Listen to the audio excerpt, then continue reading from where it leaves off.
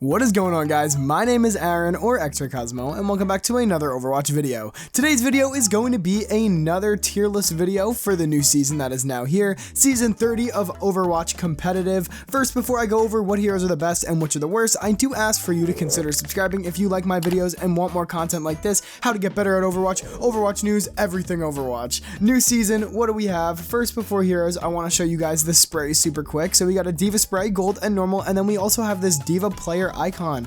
Very cool headphones. All right, new stuff done, and let's get into the hero tier list. Starting off with DPS, if you guys want to see tanker heals first, by the way, I also put timestamps on the bottom so you can skip through, but here is my DPS tier list for Season 30, and here's why I made it like this. So starting off with S tier, I'm going to be starting with my pick for DPS of the season. Mind you, this does not mean this hero is a must pick, but just a solid pick in general. The game has been in a state for a while where must picks haven't really been a thing since the major hit scan nerf that happened a few months ago. McCree was kind of a must pick, but not really that much still, since like we haven't really gotten new heroes, so no one's been as broken as like someone like Brig when she first came out. So my hero pick for most solid DPS right now is going to be Soldier 76. He did recently get a damage buff, which makes him a lot more viable considering the other hit scan aren't performing too well right now because of that. It just makes him a valuable, reliable pick. Next in S is going to be Hanzo, and he is just another hero who has great damage potential, especially when paired up with a Mercy. He's just super powerful. I'm pretty sure he can two-shot when he's getting damage boosted with his storm arrow on a squishy, so that's really powerful. And then Tracer and Genji are next, two flankers who perform well. Tracer always performs well, but Genji is a new pick that we are seeing on the higher ends of things now because of his recent damage buff with his 1 point going to his shurikens, which actually makes him a lot better. Maybe we will possibly see some power creep as well with him. I know a lot of you hate it, but I love Genji metas personally. I find them a lot of fun. Maybe it's just because I'm a Genji player. And McCree is going to make it to S tier, but just barely, because recently Soldier is just outplaying him in like 1v1 duels. It feels like without McCree's stun, without his range from the hit scan nerfs, I have a feeling we wouldn't see as much play, and considering he is just a lot less reliable than Soldier right now without his own heals, his stun is really the only thing keeping him in this top tier of my list, because he can deal with a lot of things like Ball, Tracer, Doom, and he has that burst with his Fan of the Hammer. You get the vibe. And then Echo paired up with a Mercy, obviously a Pocket, and her ult is just, it's really good, and her sticky bombs, her opportunity to deal so much damage on tanks, especially when being damage boosted, pretty self-explanatory. Then on to A, which are going to be the okay picks, starting with Ashe, a solid pick but not a safe pick, which is why she is an A. Dynamite is good, but Soldier is just going to be better damage here and better survivability when it comes to his biotic field and ease of play. I think this is important to take into the tier list, because Ashe probably would be S tier if I was making a tier list for GM, but I'm making a tier list for the average player and heroes that you might be able to want to play to rank up and to get to GM. So yeah.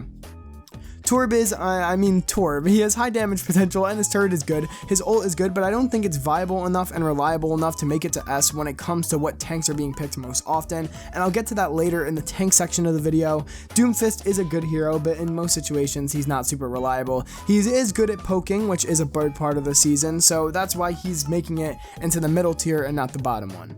And then Junkrat is also super spammy, and that is another big portion of the tank and heals lines up when it comes to the meta. And Reaper, lastly, is just a good pick overall, with his ease of use, as I said before, but why play Reaper when you can just fan the hammer on McCree and do more damage and get a stun along with it? That's why he's in the middle and not in S tier. And then the last category here is going to be only when needed. Mei is a very situational map pick. You shouldn't really be playing her all the time, along with Pharah, Sombra, and Sim. Pharah is not as much as a map pick as the other ones, but why play Pharah when you can just play Echo? She gets a better ult, better abilities, better damage. It just makes more sense to play Echo than Pharah. And then Widow, she's just not comparable right now for the average player with other hit scan that are available. It feels like unless you are a crazy good player with the double shield spam that goes on and just double shield in general, it's just not a smart pick, and better to have a hit scan that also has damage to shield break. And then lastly for the DPS is going to be Bastion.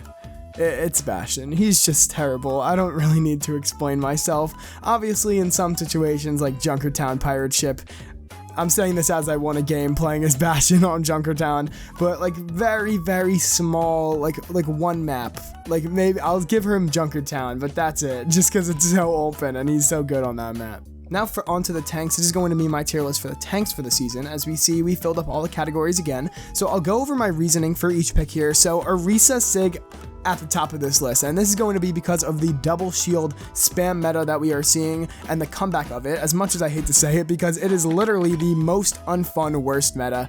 It is here, and they work the best with it, so there's not much really more else to say about them. Then we have Zarya, who is also pretty much always a good solid pick because poke meta with Sig and Zarya is also a big win for this season. Along with Diva being such a defensive S tier pick, she's really the only defensive tanky tank that we really have anymore besides Rein that can play as off tank, so yeah. Ball is another pick that could get thrown into things with Diva, and even Orisa at times combos well with her pull, but he's going to be an A tier along with Reinhardt, who is also a good tank, but his problem is that even though he has his shield and his shield is good, he doesn't have that spam potential that Sig and Orisa have, and he gets spammed and it really just, he can't really do much about it, whereas Sig can poke his shield in and out. Same with Orisa, recharges quick and has a consistent stun opportunity. Both of them, Orisa has her boop, or if you want to call it her pull, boop, whatever you want to call it, and then Sig has his boop slash stun. So yeah, I think they're just better than Rein in this situation and in the comp we're playing. And then Monkey works well with Zarya, but not really as much as anyone else since this is spam comp and he just gets burnt down immediately. Kind of a battery, but still can be good in some double bubble situations. Then in last place, controversial placing by me. I know this is going to be controversial. I can already see the comments in my head, but is going to be Hog. It just feels like in spam, Hog is always like an ult charge battery, and even with the buffs where his passive generates less ult charge for the enemy team, it still, in my opinion, isn't that good. And like I said with spam, it just doesn't fit well. And when you can play a way better hero for that opportunity, where you can stun with like Sig, which is like way easier than hitting a hook every single time. Unless you're hitting every single hook, I really don't think that Hog is going to be the best pick here. Now, lastly, we are going to the support heroes, and this is going to be my tier list. As you can see, we added a new point on the board for the support specifically for one character, so I will go down the list and why these are my spots of choice. And my top healer spot is going to be Mercy. She just pairs so well with Soldier, Hanzo, and those other DPS in S tier that if you play her correctly, I believe you can carry with Mercy. All it takes is some smart reses for you to pocket the res DPS as well. A lot of Mercies just don't play her correctly, then call for a buff. Like, trust me, if you played her right, you would win games. Watch those videos that show you how to correctly play Mercy with the DPS. And yeah, and I think you will carry games as Mercy because she is a great healer. Baptiste is the next hot pick. I mean, Immortality is still the best ability in the game, and it will be until it's not an Immortality filled or gets crazy low health, and his ult and healing opportunities are just good as well and not too hard to play with, so he is a great pick for trying to rank up, especially in this season with the comps we're seeing right now. Brig is the same, one of the best ults in the game, and also has a stun, which is huge. Ana, I mean, she has nade and pretty reliable healing if you can hit your shots, and Zen has trans, which you need in my opinion if the other team has like a Zarya and you don't have a BAP or something else to counter those big giant tank ults that are just gonna wipe you, or something like Nanoblade. And then in the next tier is going to be Lucio. He's alone in this one. Lucio is a great hero. He just doesn't really work in this spammy sit in one place double shield spam meta, so this is why he's below the other heroes. I hope he gets up because Lucio metas are the fun metas. This is not a fun meta in my opinion. I know there's gonna be people who love double shield. Actually, I don't think I've ever met someone who has ever loved double shield, so I take that back, but still, I want Lucio back in the meta, so it's sad for me to put him a little bit lower than everyone else. But yeah, that's why he is below everyone else, just because he just doesn't work well in this meta. And last but not least, probably one of the worst heroes in the game, Moira. Now, I'm ready for the comments telling me Moira is good. She's not good. You're just in plat or gold, and I guess she works there, but if you want to rank up, we're here to rank up, get out of those lower ranks.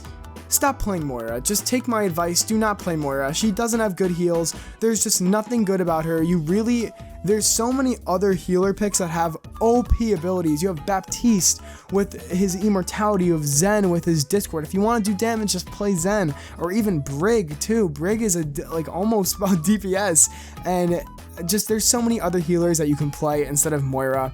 Just whatever you do, please, for the love of God, do not play Moira, you are going to lose. What do you guys think about my season 30 tier list? Let me know in the comments below. If you guys enjoyed the video, please drop a like, it helps the channel out a lot. And if you want more gaming content and news, hit that subscribe button and that bell so you can see all my videos when they first come out. Also, if you want a shout out at the end of the video, leave a comment and you could get picked for that. Thank you all very much for watching, and I'll see you guys in the next one.